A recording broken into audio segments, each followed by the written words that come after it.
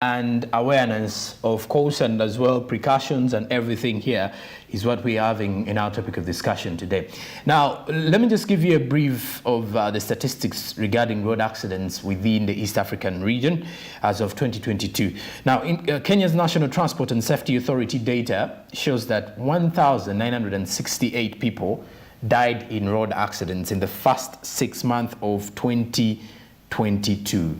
That is compared to 1,800 in the same period last year. Now, the National Bureau of Statistics says that 4,579 people died in traffic accidents last year in Kenya, up from 3,478 in 2020. Now, that clearly shows you that the numbers are steadily increasing. Now, also, from that, we move to Tanzania. Between July 2020 and March 2021, 999 people were killed in 1,228 road accidents. These road accidents left 1,589 people injured. And when you look at what happened, according to statistics that were released in the capital, Dodoma, according to an issue that was, this was according to the ministry in Tanzania, when they were actually issuing out a budget proposal for their next budget. So the statistics indicated that there has been an increase of 366 road accidents, which is a rise of 29.8%, according to the minister in Tanzania. Now, here in Uganda, on the other hand, when you look at reports of accidents that occurred from 2nd July to 9th July, in that period, a total of 328 accidents occurred during that period, and out of these, 62 accidents were fatal, 180 were serious, and 86 were minor. And then the victims, there were 355 accident victims during the same period, and out of these, 89 people died and 266 sustained injury. That is because of the road accidents. So when we mention about road accidents, I believe these are some of the things that you need to know. Now, back to our topic here. I'm still with my guest, Cuthbert Singoma, who's now taking us into some of these dangers. What are the dangers of misuse of the road? Of course, the dangers of misuse of the road is people lose lives. Okay. People die, people are injured, people sometimes are even disabled. Okay. You know, previously we used to have the source of disability was polio, but now the source of disability is road crashes, accidents, and this is something that is preventable. Okay. So I don't think the dangers we are seeing, the dangers which are coming on, are dangers that we can prevent as a country. When you look at, if we leave these dangers to happen, what do we lose as a country? One, we lose life. We lose a lot of people. And the people who are lost in these crashes are the breadwinners. You and me who are on the road every day, we're the ones dying. If you find someone who is maybe looking after his animals in the farm somewhere on his farm, he's not affected by the crashes. But you and me who go on the roads, we're the ones affected. So the road crashes, these road crashes are bringing poverty because they are taking the breadwinners. You see? So we should look at the bigger thing. What are we losing as a country if we don't handle this thing properly? Uganda is going to lose, is in fact losing a number of tourists who would have come to this country. But because they think in order to view the countryside, you must use the roads, and the roads are not very safe, so the tourists will not come to this country. Uganda is going to lose, and it's losing investors. No investor wants to come to a country that is not safe. It is like a war area. No investor would want to go into a war area because the investor will be moving his goods or moving his stuff on the roads and they die. So if we don't handle this road crash thing properly, we are going to lose as a country, and we are going to lose a lot. So we need to find a way of reducing the road crashes by improving the facilities that need to be improved. What are these facilities that need to be improved? One are the roads. The roads need to be safer roads. Some of our roads, you know, they are not safe. You find they constructed the road, but it has no pedestrian walkway. So pedestrians don't have where to walk from. So they are easily knocked. You find they have licensed or allowed cars to be on the road, But the cars are not in good shape. Many of the cars we move in, you look at the taxis we move in, they're not supposed to be even on the road, but we are using them. So some of the things are the things that we need to improve. Then we shall improve on our safety. Another thing is to improve on the knowledge we are giving to people. The motorists need to be educated. The pedestrians need to be educated. You've seen, if you walk on many of our roads, pedestrians don't know where to cross from. They don't know which side of the road to walk from. So, and many of us are pedestrians because a vehicle stops you somewhere and the remaining part of the journey you're walking. You see? So we need to know how to use the roads. Many of us don't know how to use the roads. So we are going to lose a number of things just because of lack of just these few aspects. Okay. Now, looking at the financial implications on the side of the government, in case Ugandans are not following these guidelines, what are those things that we should be worried of? The things we should be worried of are many things, because you know why you should be worried is that if you're involved in a crash, are there chances that if you went to a hospital, you'd get all the medical assistance you need in order for you to recover? So you should be worried of quite a number of things, because you go to a hospital, they will take you there and they just cut off the leg and hang it up and you're there. So we have a number of things that we have not done as a country. That if we continue not doing them, then this country's safety is going down. All right. And looking at the issue of to do with the activists now, for example, you as civil society, when you look at the issue of awareness, what has been the reception from the Ugandans in regards to road safety? The reception has been good, because whenever we go out there to give knowledge to people, they have been receptive. They have always wanted to get this knowledge, because I'll give you an example. These border riders always see on the road. There is no riding school. There is no gazette. So they learn from either observation, and the observation, they're looking at the wrong observations. That's where they're learning from. They're learning from a friend. So whenever we go out and give them the knowledge of to do the right things, even if it is just teaching them about the highway code, they really want to get that knowledge, but they don't have enough people to give out that knowledge. We don't have enough activists. We don't have enough driving schools. We don't have enough people out there to give knowledge to people. Even when you look at the knowledge we give to say primary schools, when we go out there, these children want this knowledge. They don't want to be safe on these roads, but there are no people giving out this knowledge to these schools about road safety. So the receptiveness of people wanting to learn more about road safety is great. People want to learn a lot of things about road safety. Okay. Now, looking at some of these statistics that we started with in our second half of our discussion here, you get to realize the number of injuries in Uganda, that is of July, in just a simple period there. Now, when you look at that, first, let's get back now to how do we use the roads? Because before we went on air, you did mention something here regarding a pedestrian. There are things pedestrians are supposed to do as well that ensure road safety. Take us through some of these ones. What is the best way for road users to actually use these roads? Of course, now, like if you look at, if you're walking on the road, you first of all must know which side of the road am I supposed to walk from.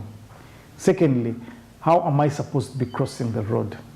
Many of the pedestrians you see, especially because the biggest pedestrians we have are the young children, because many children, as they go to school, they go on foot. Then we have the youth who don't have the cars to drive, so they also go on foot. So these are the people who need to know how to use the road. They must know how to cross the road, because I've seen a number of people walking on the road, and they're walking in a group. The whole walkway where you're supposed to be walking from, all of them are full. So other people don't have where to walk from, so they are forced to walk onto the driveway. You understand? So people must know how to walk. If we are a group of, say, children walking back home, how are we supposed to walk? In many times, it is advisable you walk in a line. Yeah? Don't walk in a crowd. Because when you walk in a crowd, if say, a misfortune happens and they knock you, they will knock the whole crowd. But if you're walking in a line, they will knock one or two people. You understand? So you must know how to walk on the road. So these are some of the techniques that we must learn how to use on the road.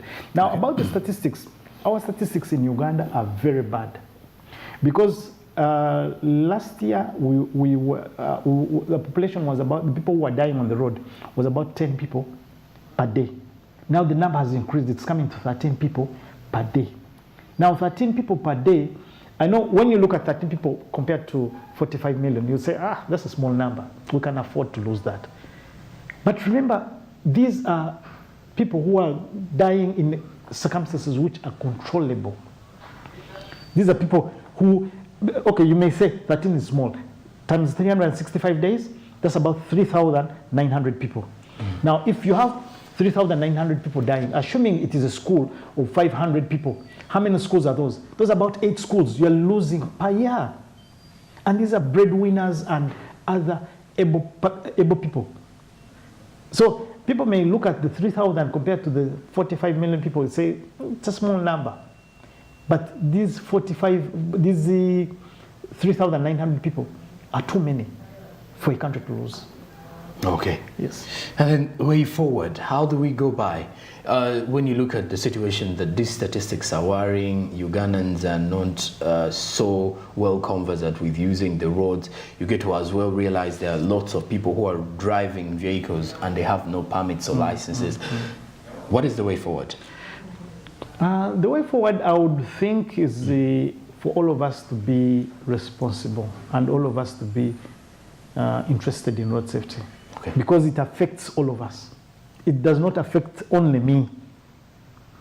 All of us, the fact that we have gone on these roads, it is going to affect us. So are we, in a way, responsible? Are we taking interest? If you are, say, a head teacher in a school, are you taking interest to teach your children in the school about this being safe on the road? If you are a family person at home, if you're a parent, are you giving tips to your children on how to use the road as they are going to school? So all of us should take responsibility in this road safety. Like we took responsibility during COVID, and we were passing on the message to everybody you could find around how to avoid COVID. Let's do this also for road safety and the road crashes. Yes. Oh, okay. And all right. Now, following up on more of this particular one, as a road user, I believe we all use these roads regardless of our differences in life. We all use the roads. It comes in different capacities. You may be a pedestrian, you may be someone used to using a boda or a judge, as most of you do call them. And as well, you may be a driver, either a taxi driver, bus operator, or as well as a personalized driver, and you have your own vehicle. But how best can you use these roads? Because these are some of the things that we need to clearly look at and ensure that Ugandans are safely managing our roads. So, Mr. Isingoma, I want you to at least as well take me through something to do with, besides the awareness. You get to realize we have the issue to do with traffic. From the perspective of the few days that we've been moving in, you get to realize that traffic has actually caused some big issues in the country. And then we want to compare ourselves to maybe some developing countries at the end of the day, saying that maybe we have poor management of traffic. Is this also one of the reasons as to why we are wrongly using the roads? Yes, you see, the thing with traffic management or how we manage the traffic on the road, one, we have very few traffic officers. So the fact that we have very few traffic officers, we need to have what we call self-management. We need to manage ourselves. We don't need traffic to keep on policing us around, chasing us around. You're driving badly, you're driving on the wrong side of the road. You just manage yourself. Be responsible. So because if we start saying that, because that will mean that we have to keep blaming traffic police for not doing their job. They are doing their job, but they are few. They are few, okay. And they are not supposed to be policing everybody. So Traffic police has done their part. They try to do whatever they can, but the fact that they are few, they can't manage. They are overwhelmed sometimes by the numbers. That's why KCC now is coming in to limit the number of border riders in the city. Okay. Yes. So some of the things can reduce these management problems. But again, traffic police is not well facilitated.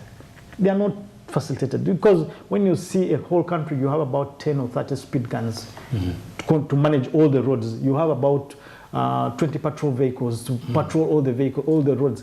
So they're poorly facilitated to manage this big thing, and we expect a lot out of them, which is also wrong.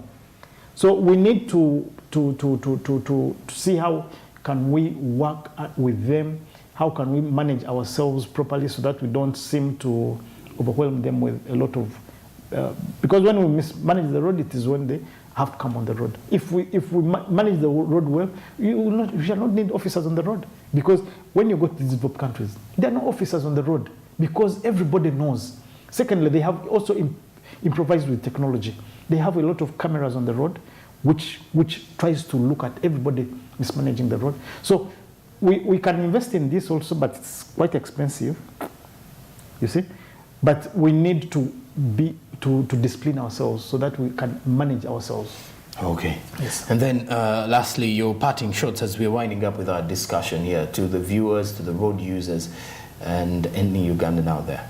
My parting shots on this was really to ask government to invest more money in road safety. Currently, the amount of money government is putting in is very little.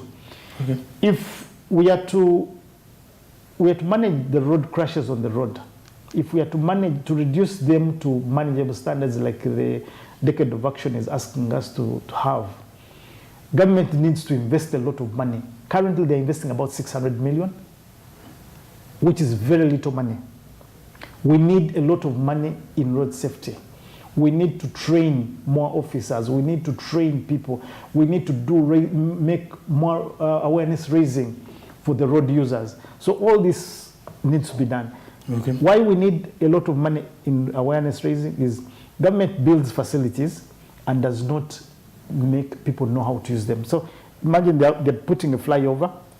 Okay? But that flyover, they've not even started teaching us how are we going to use it. So they will open it and crashes will begin. Like they did the expressway. They opened the expressway and immediately crashes began. So we don't need this to happen. Whenever a facility comes up, government should come out and teach people how do we use these facilities. You mentioned something about investing in the money. So when you look at the investment that the government, does it pass through a ministry or it goes directly to the fund? No, it is to the Ministry of Works and Transport. And it's from there that it comes to the issue to do with road safety? Yes, but again, that money is very little because it does little. It will do 2 or 3 workshops and it's exhausted. Okay. Yes. And so the emphasis, according to you, is government should work on ensuring that they invest a lot of more money in this sector. Yes, sir. Oh, I believe you've got that particular one, and hopefully things will go on well for everyone who has been watching. But hopefully the government will invest a lot of money into the sector because there is a lot to do with awareness trainings that is supposed to happen, and then also ensuring that Ugandans get to know these road safety guidelines. But of course the money is also important. But just a quick one before we actually go into a break. How are you going to help the transporters of goods have mainly, for example, in the East African region, we've got this issue to do with road safety. Are they inclusive? Because we have drivers who drive regional tours, bringing goods and all that. How are you helping them understand the roads? Incidentally, all road users are inclusive. Even the transnational country drivers are all included in this road safety thing. The road safety does not stop on only urban areas.